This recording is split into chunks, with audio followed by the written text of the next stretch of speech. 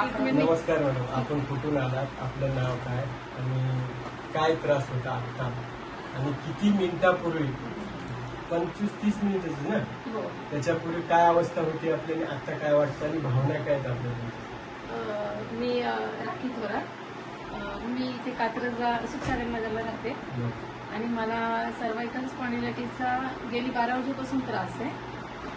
भयंकर त्रास आहे. मी गोळ्या, ॲलोपॅथी, आयुर्वेदिक, लेप लावणे या सगळ्या गोष्टी केलेल्या आहेत, पण एवढं मला काहीच फरक नाही पडला. आणि माझं आता एज 43 आहे.